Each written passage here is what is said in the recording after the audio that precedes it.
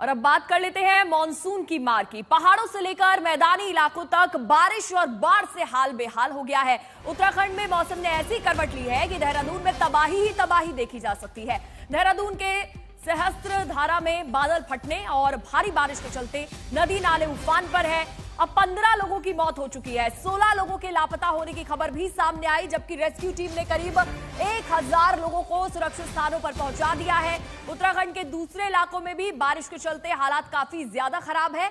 अगर बात करें हिमाचल प्रदेश की, तो इस बार के मानसून ने कई इलाकों को बुरी तरह से प्रभावित किया है। कई रास्ते कट गए हैं और लैंडस्लाइड के चलते लोगों का सफर करना भी काफी मुश्किल हो रहा है। पहाड़ों के बाद मैदानों में भारी बारिश और नदियों में आई बाढ़ ने भयंकर तबाही मचाई है। ये अलग अलग तस्वीरें आप देख रहे हैं। देहरादून हो, ऋषिकेश, पिथौरागढ़, चमोली, रुद्रप्रयाग, हर जगह पर तबाही का मंजर दिखाई दे रहा है। ये मानसून इस बार तबाही लेकर आया है। तो देखिए, उत्तराखंड में बारिश ने हाहाकार मचा रहा है और देहरादून के सहस्त्रधारा में बादल फटने के कारण भयंकर तबाही मची है। बादल फटने से अब तक 15 लोगों की मौत हो चुकी है और 16 लोग अभी भी लापता बताए जा रहे हैं। रेस्क्यू टीम के लिए 1000 लोगों को बचाया गया है। वहीं आज मौसम विभाग ने भारी बारिश का अलर्ट जारी कर दिया है। उत्तराखंड के 13 में से 12 जिलों में बारिश का येलो अलर्ट जारी किया है। देहरादून, बागेश्वर, पिथौरागढ़, चंपावत और नैनीताल, ये वो इलाके हैं जहां पर हल्की तो बाकी इलाकों में भारी बारिश होने की संभावना जताई गई है, जिसको लेकर अलर्ट भी जारी कर दिया गया है। कहीं पर बादल फट रहे हैं, नदी में लोग फंस गए हैं, उनको बचाने की लगातार प्रयास किया जा रहा है।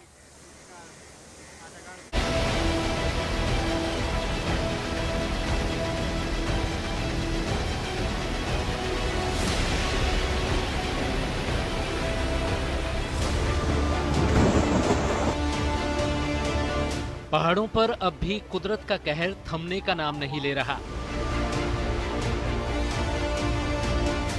आसमान से बरसती आफत से अब देहरादून भी नहीं बच पाया है।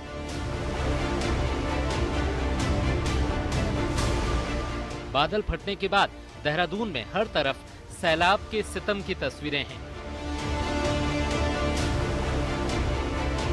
बादल फटने और भारी बारिश के चलते हर तरफ लोगों को मुसीबत ही मुसीबत दिख रही है। देहरादून समेत उत्तराखंड के कई जिलों में मॉनसून ने ऐसी मार लगाई है कि लोगों की रूह तक कांप गई। देहरादून के सहस्त्रधारा में बादल फटने के बाद देखते ही देखते सैलाब उमड़ पड़ा और तबाही मचा दी। इस समय हम सहस्त्रधारा नदी के किनारे मौजूद हैं और ये वही नदी है जिसने पूरा विकराल रूप धारण किया हुआ है और सहस्त्रधारा के तमाम क्षेत्रों में तबाही का कारण बनी हुई है। इसके थपेड़े देख सकते हैं, बिल्कुल पहाड़ के जैसे थपेड़े मार रही है और पूरे उफान पर जो भी उसके रास्ते में आ रहा है उसको उड़ाते हुए जा रही है।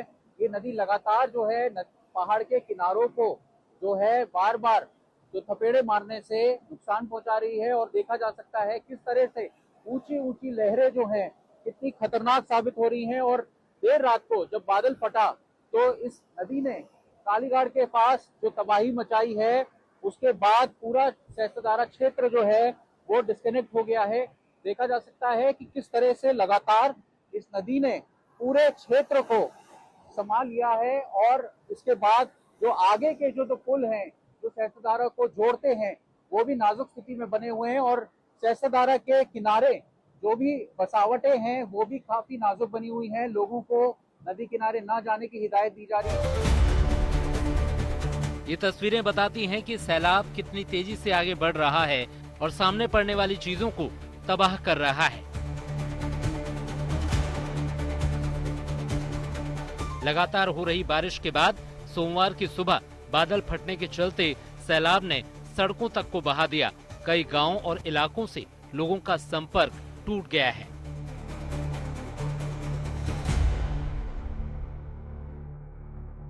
हम मालदेवता और सहस्त्रधारा को जोड़ने वाले बह गया है और यहाँ पर लगातार लोग जो है उठा के अभी वीडियो बना रहे हैं और देखिए किस तरह से ये पूरा पानी का जलजला यहाँ पे बहता हुआ देखा जा सकता है। और उस पार अगर आप देखेंगे तो रोड का उत्तर जो है पूरा बह गया है और नीचे लगातार जो है वो मिट्टी धसक रही है। पानी जो थपेड़े लगातार मार रहा है वो रोड की, सड़क की नींव है उसको कमजोर कर रहा है और उसी तरीके से ये ब्रिज भी लगातार कमजोर हो रहा है। यहाँ पर खड़े रहना बहुत खतरनाक हो सकता है, इसलिए हम भी जो है अभी आगे की ओर बढ़ रहे हैं और लोगों को भी हम कह रहे हैं कि पीछे की ओर जाएं, यहाँ पर वीडियो ना। अब देहरादून में सैलाब के सितम की एक और तस्वीर देखी, जहां टोंस नदी के तेज बहाव में एक युवक फंस गया और जिंदगी बचाने के लिए बिजली के खंभे पर चढ़ गया।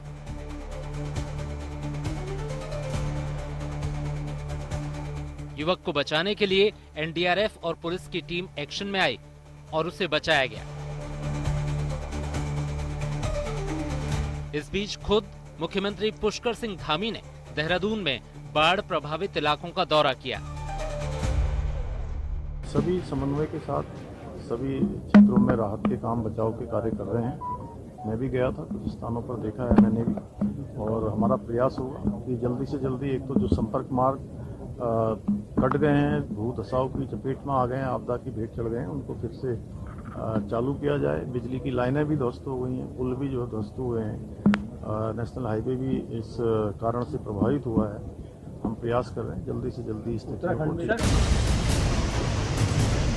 भारी बारिश के चलते सिर्फ देहरादून ही नहीं, उत्तराखंड के कई इलाके प्रभावित हैं।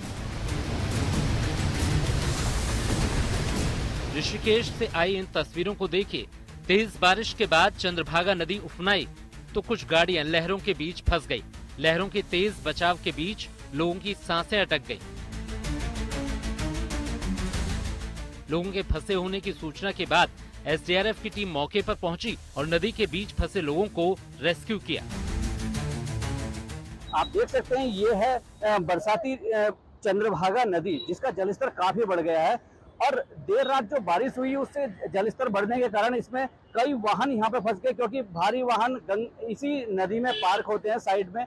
लेकिन जब जलस्तर बढ़ा रात के समय तो वाहन स्वामियों को वाहन निकालने का यहाँ पर मौका नहीं मिला और ये कई वाहन यहाँ फंस गए। तो एसडीआरएफ की टीम ने जो संभव हो सका उतने वाहनों को यहाँ से निकाला, लेकिन ये वाहन जो साइड में कर दिए गए हैं इनको पानी कम होने के बाद ही निकाला जाएगा। आप देख सकते हैं ये जो पानी है ये इस पुल के ऊपर से होकर गुजर रहा था। करीब 1:30 बजे रात को जब पानी इसके पुल से तो आवाजाही रोक दी गई, पुलिस यहाँ पर तैनात कर दी गई। एसडीआरएफ और जल पुलिस लगातार यहाँ पर मॉनिटरिंग कर रहे हैं और गंगा के किनारे सर्चिंग भी कर रहे हैं। लोगों को आगाह किया जा रहा है कि पानी से दूर रहें। उत्तराखंड के चमोली से भी बारिश से तबाही की तस्वीर सामने आई है। कर्णप्रयाग नैनीताल राष्ट्रीय राजमार्ग पर भारी भूस्खलन के चलते एक कार यहां मलबे में दब गई। अब रुद्रप्रयाग का हाल देखिए।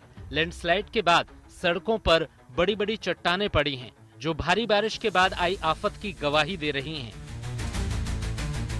उत्तराखंड में एक बार फिर भारी बारिश का दौर जारी है। प्रदेश के कई इलाकों में तेज बारिश आफत बनकर बरसी और इस बीच लोगों की जिंदगी मुसीबत में घिरी है।